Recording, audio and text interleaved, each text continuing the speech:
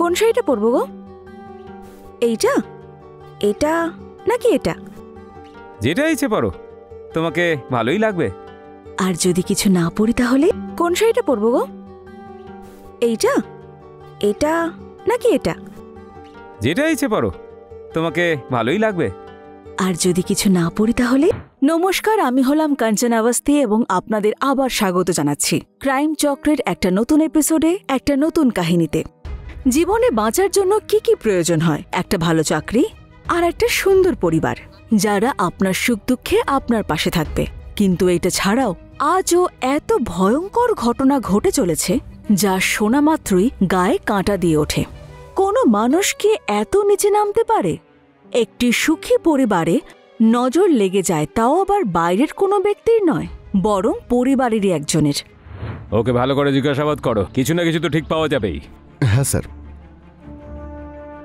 Inspector sir, sir sir please আমার বুকে খুঁজে দিন স্যার, আমি ওকে ছাড়া বাঁচব না স্যার, প্লিজ স্যার। দেখুন নিজেকে সামলান, পুলিশ আপনাদের সাহায্যের জন্যই আছে। বলুন কি হয়েছে? কালকে রাতের কথা স্যার।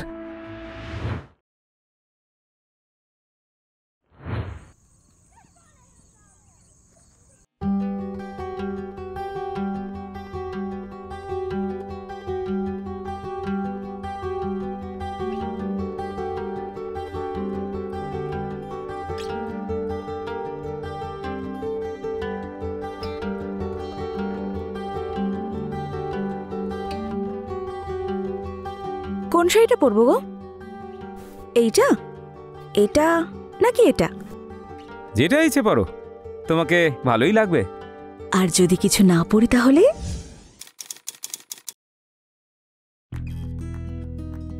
হায়, কি বললে তুমি? তাহলে তো কথাই নেই। আমরা একটা কাজ করি, বাইরে যাওয়া ক্যান্সেল করে দিই, বাড়িতেই অর্ডার আনিয়ে নি। না না, সারাদিন তুমি অফিসেই বিজি থাকো আর বাড়ি আসার পরে এই ল্যাপটপ নিয়ে পড়ে থাকো। আজ নো কাজ, পুরো টাইম আমার সঙ্গে স্পেন্ড করবে। ঠিক আছে বাবা, আজ থেকে আর কোনো কাজ নয়, শুধু তোমার সঙ্গে সময় কাটাবো। তুমি কিন্তু রাগ করো না, এবার ভালো করে হাসো দেখি। হায়, কি মিষ্টি লাগছে। এবার যাও, তাড়াতাড়ি রেডি হয়ে নাও। হ্যাঁ, 5 মিনিট আসছি।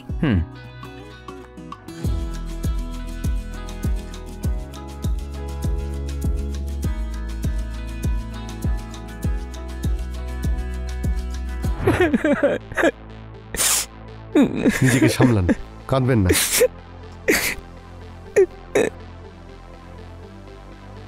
নিন জল খান। না স্যার, আমি কিচ্ছু চাই না, আমি শুধু আমার রাধিকাকে ফিরে পেতে চাই, প্লিজ স্যার। আচ্ছা তাহলে তারপরে কি হলো?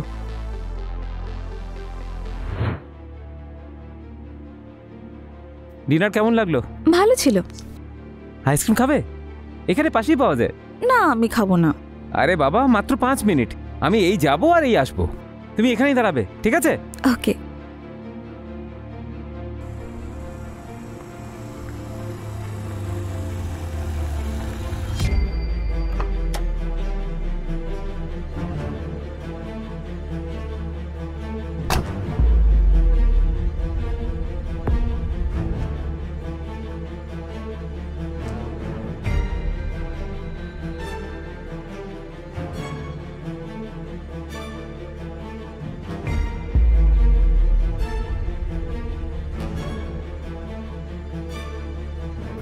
আইটেম যাই নাকি? চল না, বল না কত টাকা নেবে? দেখো, আমি কিন্তু ওই রকমই একদমই নই, আমার হাজবেন্ডকে ডাকবো এক্ষুনি। আরে সব মেয়েরাই বলে যে আমি ওরকম মেয়ে নই। বল তোর কত টাকা চাই? আরে যাও এখান থেকে তোমরা। চল চল চল। ছাড়ো আমাকে, এই ছাড়ো। ছাড় ওকে। আরে তুই কে? যা এখান থেকে। সালা, ও আমার বউ। আরে তোর বউ তো কি হয়েছে? চল এখান থেকে, এখন আমার পছন্দ হয়ে গেছে। যা এখান থেকে, যা এখান থেকে, যা।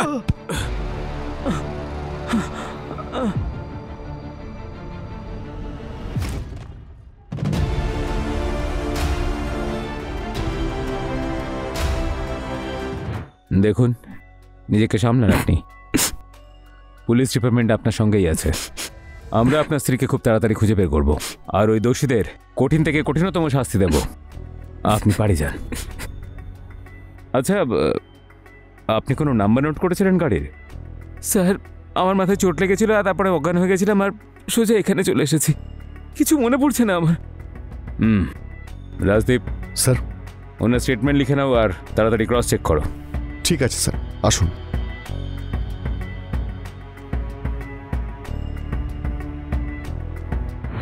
প্রচণ্ড ঝড় হওয়ার পর ফসলের যে অবস্থা হয়, অজয়ের লাইফেরও সেই অবস্থা হয়েছিল। এই অপরাধে ভরা দুনিয়ায় সাধারণ মানুষের সঙ্গে কখন কি হয়ে যায় বলা মুশকিল। দেশে আইন ব্যবস্থা থাকা সত্ত্বেও কিছু অপরাধীদের উপর এর কোনো প্রভাব পড়ে না।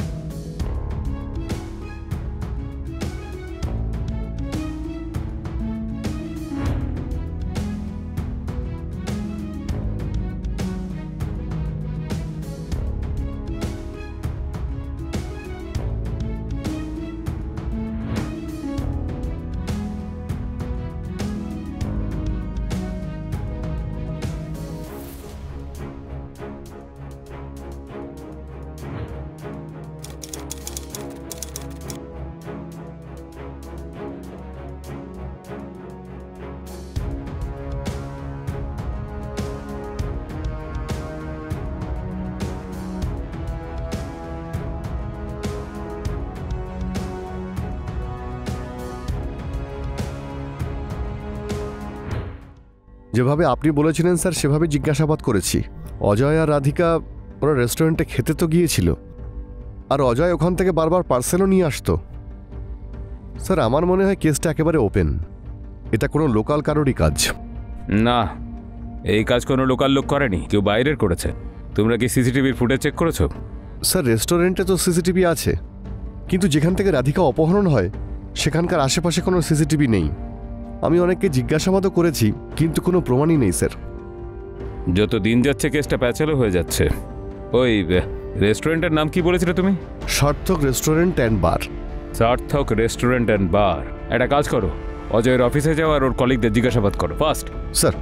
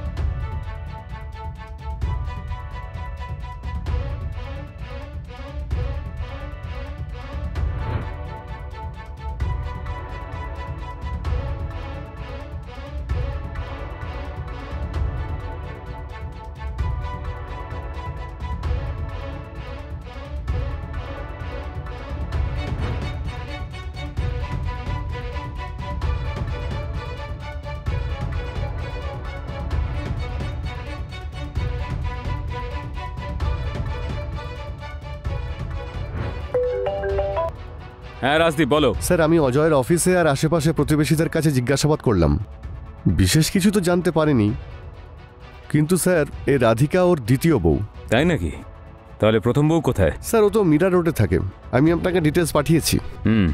এটা কাজ করো, আশেপাশে জিজ্ঞাসা করো, হয়তো কিছু জানা যাবে। Okay sir.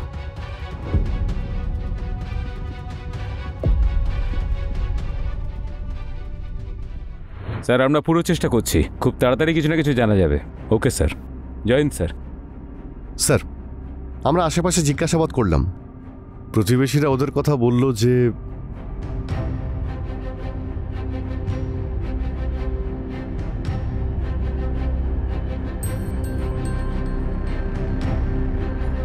স্যার এইটুকু প্রমাণ যথেষ্ট ওদের তোলার জন্যে। না রাজদীপ, পাক্কা প্রমাণ দরকার।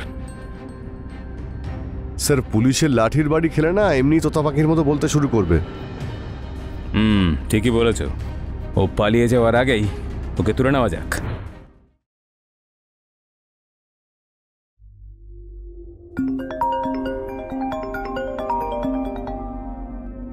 হ্যালো অজয়বাবু, রাধিকার খবর পাওয়া গেছে, আপনি পুলিশ স্টেশনে চলে আসুন। কি খবর পাওয়া গেছে? কি করে? আপনি আগে তো আসুন, সব বলছি।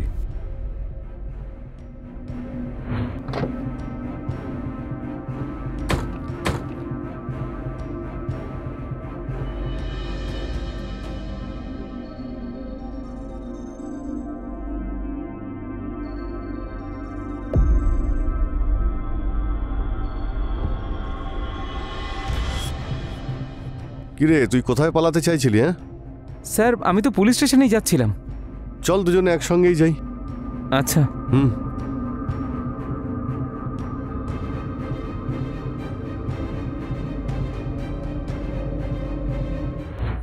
বল রাধিকা কোথায়, বল। স্যার আমি জানি না রাধিকা কোথায়। আরে শিয়ানা, পুলিশকে কি মনে করিস? হ্যাঁ সত্যি করে বল, রাধিকা কোথায় বল। স্যার আপনারা কি বলছেন আমি কিচ্ছু বুঝতে পারছি না স্যার। সব বুঝতে পারবি তুই। ম্যাডাম অঞ্জলিকে নিয়ে আসুন।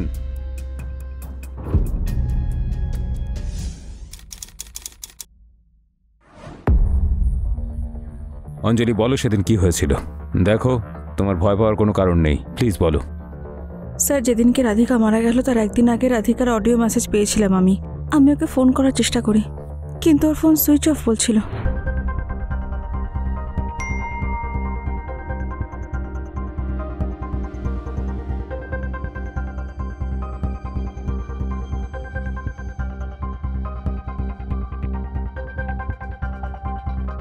The number you're trying to call is currently not reachable.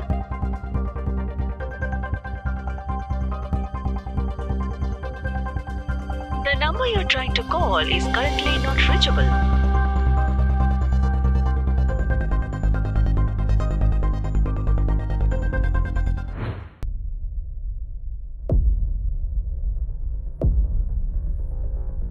Sir বাড়ি গিয়ে জানতে পারলাম যে ও বাড়িতে নেই। পরের দিন যখন গেলাম তখন অজয় বলল মাসির কাছে গ্রামে গেছে ও, আর ফিরে আসার পরে কথা বলাবে। স্যার এই যে অডিওটা।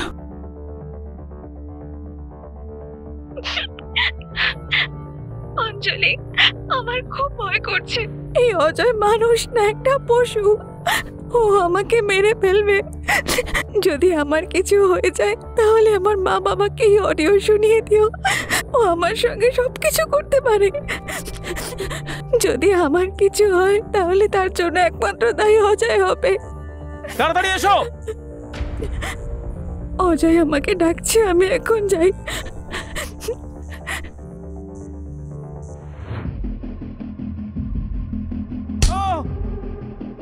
এবার সত্যি করে বল, রাধিকা কোথায় বল।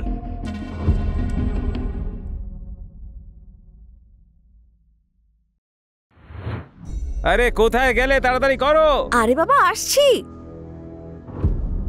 লেট হয়ে যাচ্ছে, তাড়াতাড়ি এসো।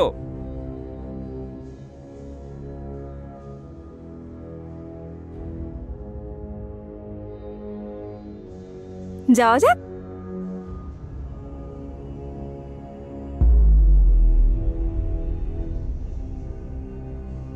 এসব কি পড়েছো তুমি?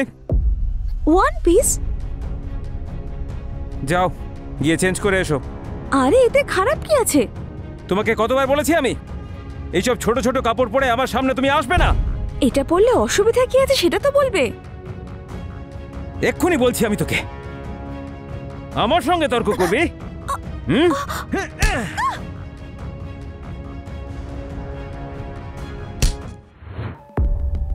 তোর ওই কুমিরের মতো কান্না দেখেই আমার তোর উপরে সন্দেহ হয়েছিল।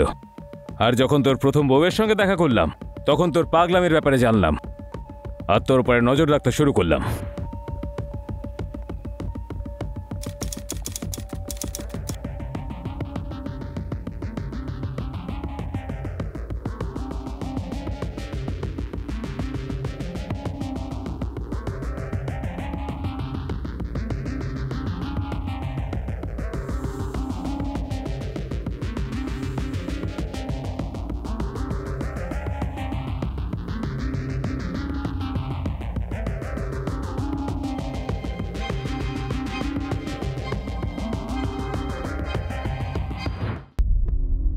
এবার বল, রাধিকা কোথায়?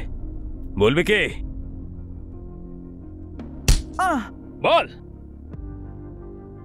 মেরে ফেলেছি আমি ওকে।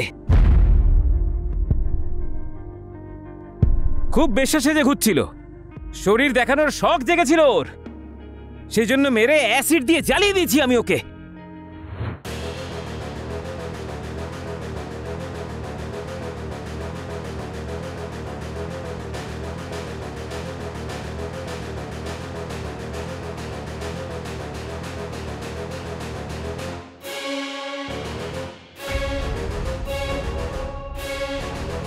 আর এবার তো একেও ছাড়বো না আমি, একেও মেরে ফেলবো। আইন থেকে বাঁচবি তবে তো, তোর ফাঁসির ব্যবস্থা তো আমিই করব।